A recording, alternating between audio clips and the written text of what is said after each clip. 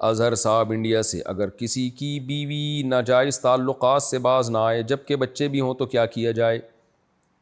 بھائی ہم تو شرعی مسئلہ بتا سکتے ہیں کہ اس کو طلاق دینا بھی جائز ہے، رکھنا بھی جائز ہے، اب بندہ خود فیصلہ کرے کہ کرنا کیا ہے۔ تو میں یہ مشوروں کا چینل تو نہیں ہے نا۔ بعض دفعہ طلاق دینا زیادہ فائدہ مند ہوتا ہے، جان چھڑائیں ایسی عورت سے، اور بعض دفعہ طلاق نہ دینا زیادہ فائدہ مند ہوتا ہے، طلاق دی تو وہ بچوں کا مسئلہ خراب ہوتا ہے۔ بہتر تو یہی ہے کہ ایسی عورت کو فارغ کر دیا جائے، طلاق دے دی جائے، افضل تو یہی ہے، لیکن فرض نہیں ہے، ہر آدمی کی اپنی مجبوریاں ہوتی ہیں، اور ہر ایک کی غیرت کے اصول، غیرت بھی لوگوں میں معیار بھی الگ الگ ہوتا ہے، کچھ میں غیرت بہت زیادہ ہوتی ہے، کچھ میں غیرت کے علاوہ جو باقی چیزیں وہ بہت زیادہ ہوتی ہیں، تو خود فیصلہ کرے بندہ کہ کیا کرنا ہے ہم نے۔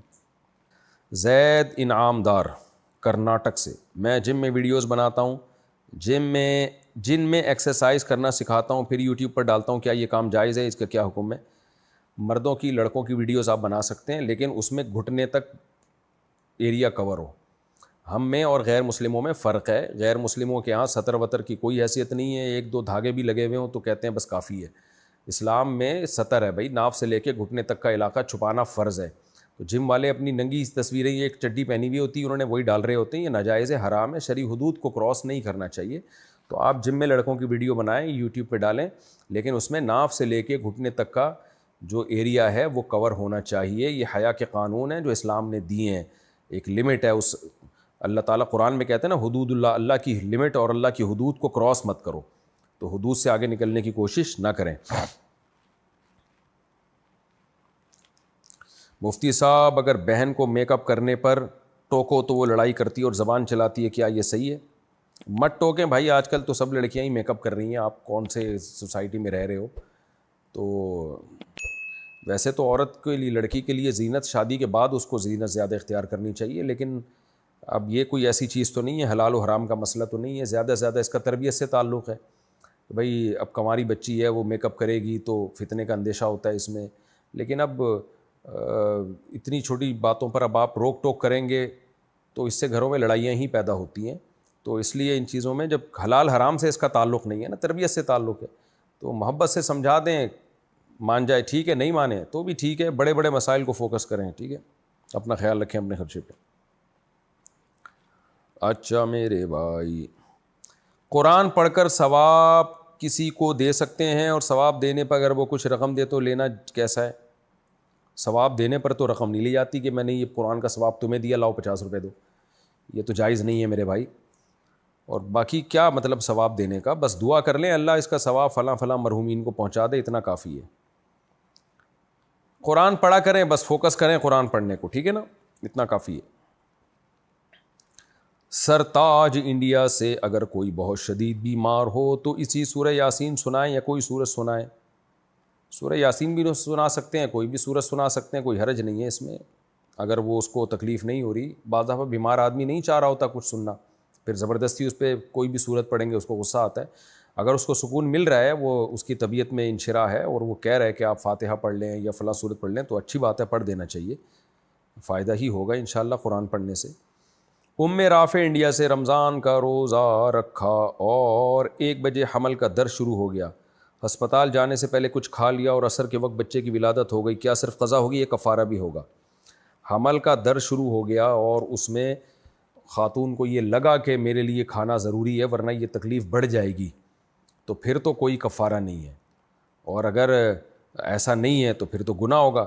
باقی اس میں کفارہ ہوگا کہ نہیں ہوگا، یہ مجھے مسئلے کی مزید تحقیق کرنی پڑے گی۔ بظاہر تو کفارہ تو شبہے سے بھی ساقط ہو جاتا ہے، کیونکہ جب اسی دوران عورت کا بچے کی ولادت ہو گئی تو وہ روزہ ویسے ہی اس پر، یعنی اس کی قضا تو ویسے ہی اس کے اوپر آ گئی ہے، تو اصول اور ضابطے کے مطابق اس پہ عورت پہ کفارہ لازم نہیں ہے، کیونکہ کفارے جو ہے نا شبہے سے ساقط ہو جاتے ہیں، تو اس دن اس کا روزہ قدرت ہی کی طرف سے ٹوٹ گیا ہے بچے کی ولادت کی وجہ سے۔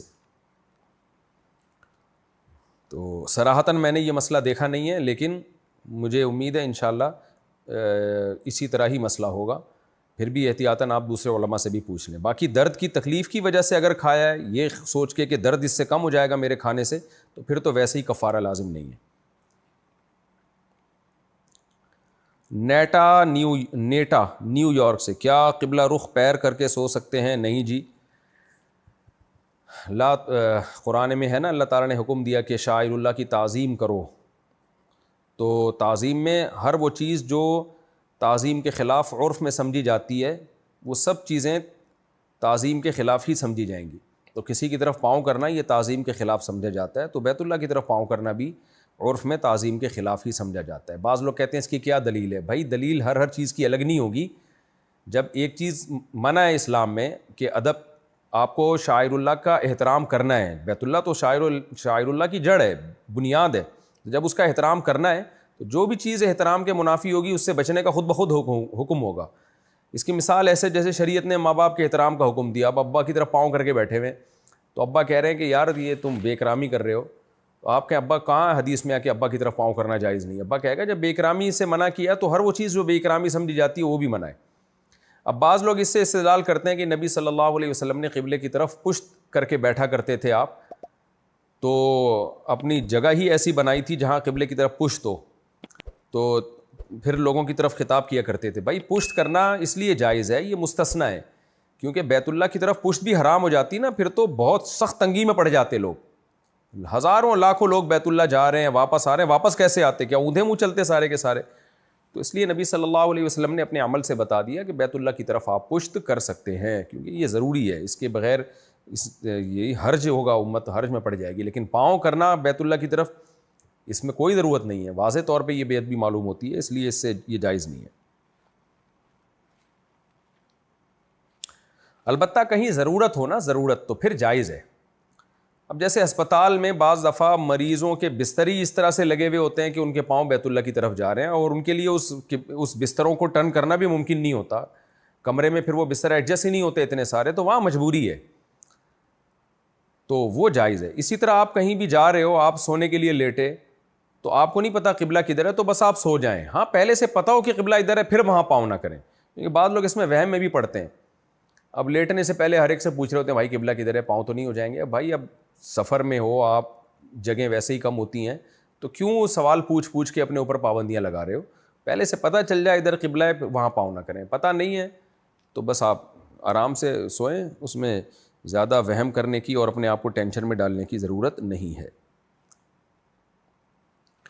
شبنم صاحبہ نیپال سے، میرے جیٹھ ہر وقت تبلیغی جماعت میں جاتے ہیں، ماں باپ اور بیوی کی مرضی کے بغیر، اور کوئی کام نہیں کرتے. ان کے 6 بچے ہیں.